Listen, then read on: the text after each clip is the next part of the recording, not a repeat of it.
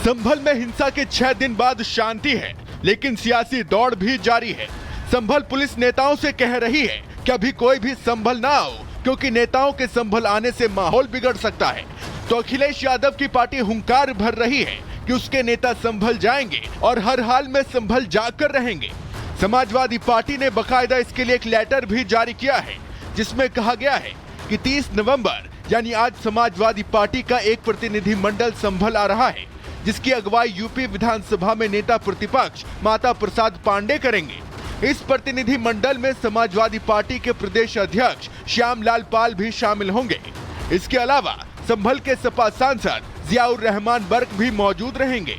वहीं संभल विधायक इकबाल महमूद, कैराना की सांसद इकरा हसन, मुरादाबाद से सपा सांसद रुचि वीरा और विधायक रविदास मेहरोत्रा समेत कुल 15 नेताओं का डेलीगेशन संभल आएगा और घटना स्थल पर जाकर पीड़ित लोगों से मिलेगा। यहाँ गौर करने वाली बात यह भी है कि सपा का जो प्रतिनिधि मंडल संभल आकर पीड़ितों से मिलने की जिद कर रहा है, उसमें सपा के 2 नेता ऐसे भी शामिल हैं जिन पर खुद दंगा भड़काने का आरोप लगा है, जिसमें एक नाम खुद संभल के सांसद जियाउर रहमान बर्क का है, जिन पर आरोप है कि उन्होंने ही लोगों को उकसाया, जिसकी वजह से दंगा हुआ।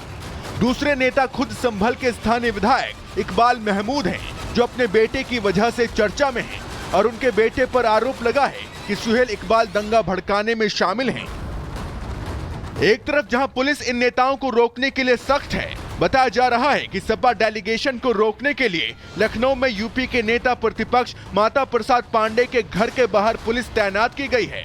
तो सपा नेता आरोप लगा रहे हैं कि बीजेपी सच्चाई छिपाना चाहती है, लेकिन वो सपा डेलीगेशन को संभल जाने से रोक रही है। भारतीय जनता पार्टी यह चाहती है कि हर शहर संभल बन जाए और पूरे देश में सांप्रदायिक तनाव, दंगा और हिंसा हो। हम लोग शांति और अमन कायम करने का काम करेंगे और संभल जाकर के वहाँ पर जो पीड़ित लोग हैं, जिनके साथ अन्याय हुआ है, उनसे मिलने का काम करेंगे। संभल हिंसा को लेकर संभल टू लखनऊ सियासत जारी है। फसाद पर बेहिसाब सियासत हो रही है, वो भी तब जब संभल पुलिस ने हालात को देखते हुए अगले 10 दिनों तक किसी भी राजनीतिक पार्टी के संभल आने पर रोक लगाई है। लेकिन जिस तरह से सपा डेलीगेशन संभल आने की जिद पर अड़ा है, उससे माहौल गरमाया हुआ है।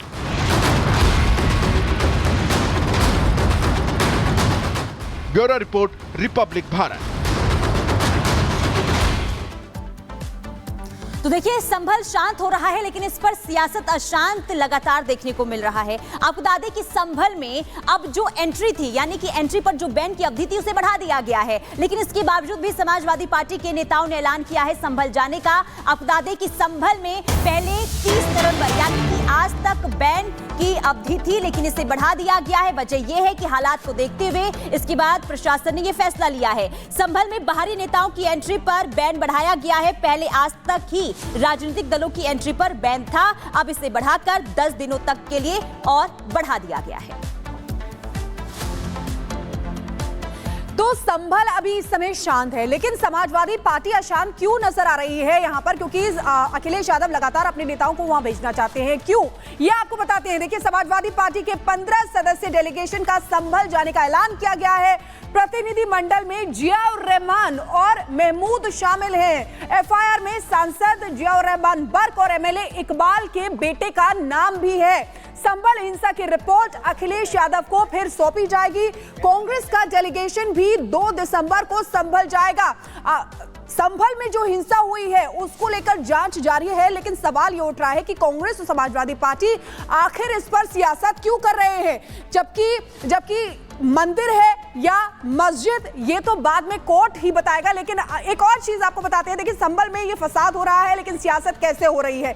समाजवादी पार्टी का डेलीगेशन जो लगातार जाने के लिए तैयार है, उस डेलीगेशन में कौन कौन है ये आपको बता देते हैं। नेता प्रतिपक्ष माता प्रसाद पांडे, जिनके नेतृत्व में वहां पर डेलीगेशन जाएगा, लाल बिहारी यादव, श्यामलाल पाल, हरेंद्र मलिक और रुचि वीरा, ये वो लोग हैं जो वहां पर पहुंचेंगे। लेकिन इकरा हसन, जियाउर रहमान बर्क, जिस पर सभी की निगाहें हैं, जिनका एफआईआर में नाम है, ये भी उस डेलीगेशन में शामिल है।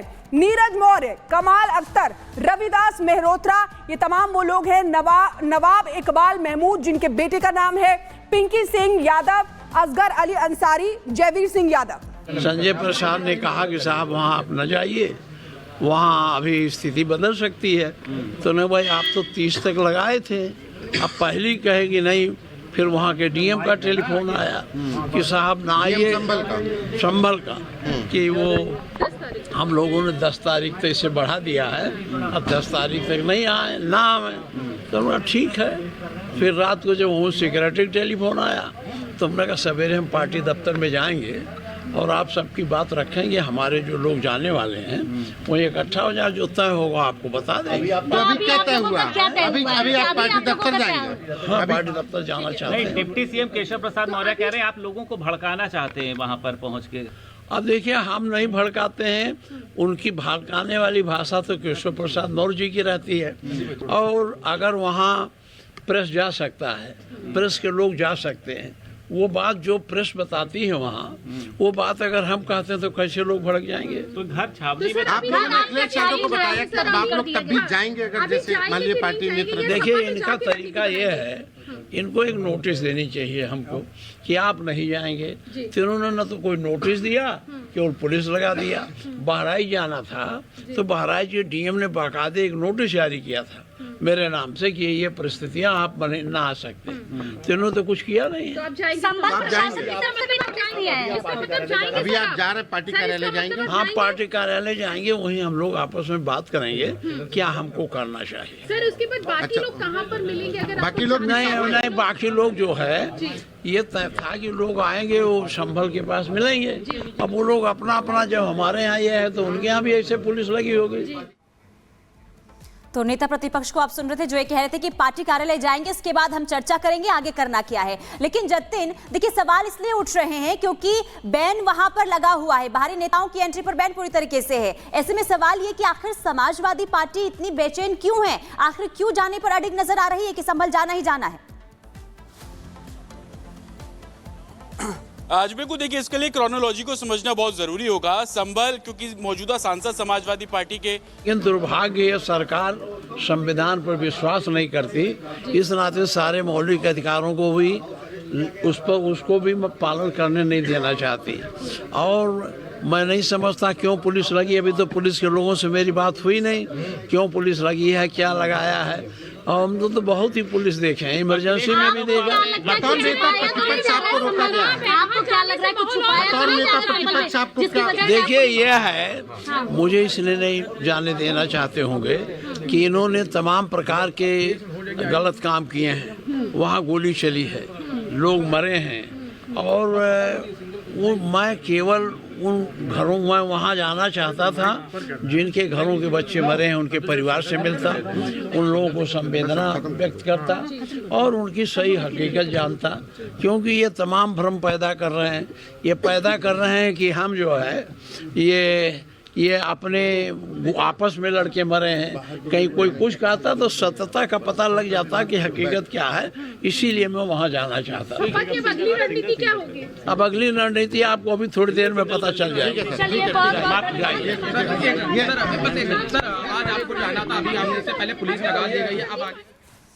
और एक बार फिर जतिन के पास चलते हैं। जतिन, देखिए माता प्रसाद को हम सुन रहे हैं जो ये कह रहे हैं कि आगे की रणनीति क्या है हम वो आपको आगे बताएंगे, और ये भी कहते हुए नजर आए कि आखिर हम संभल क्यों नहीं जा सकते, हमें नोटिस देते तो हम नहीं जाते। लेकिन नोटिस देने की जरूरत आखिर क्या है? जो संभल में स्थिति बनी हुई है उसे देखकर वो खुद समझ सकते हैं कि अभी वहां पर जाना सही नहीं है, क्योंकि प्रशासन बार बार कह रहा है कि अगर बाहर से कोई आता है तो स्थिति वहां पर बिगड़ सकती है।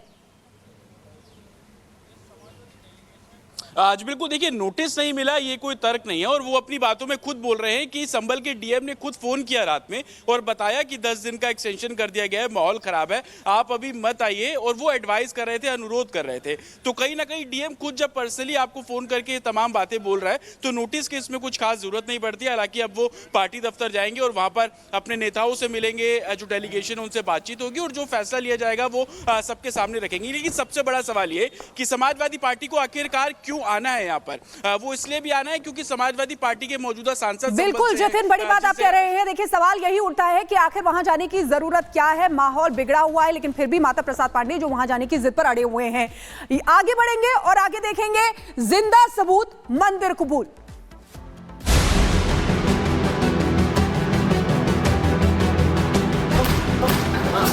जो भी घटना हुई है वो दुखद है और पूरी घटना की जांच होगी और निष्पक्ष कार्रवाई होगी। हरिहर मंदिर है और हरिहर मंदिर की पुनर्प्राप्ति के लिए ये दावा दायर किया।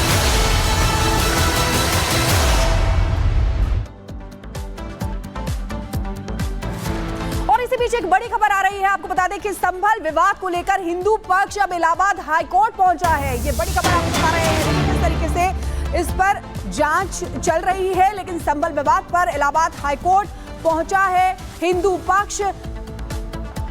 तो ये बड़ी खबर आपको बता रहे हैं, हिंदू पक्ष जो इलाहाबाद हाईकोर्ट पहुंचा है। मंदिर मस्जिद केस को लेकर कैविएट दाखिल किया है। सर्वे मामले को लेकर 2 याचिकाकर्ता हाईकोर्ट पहुंचे हैं। सर्वे को लेकर पक्ष सुने जाने के लिए ये याचिका दी गई है।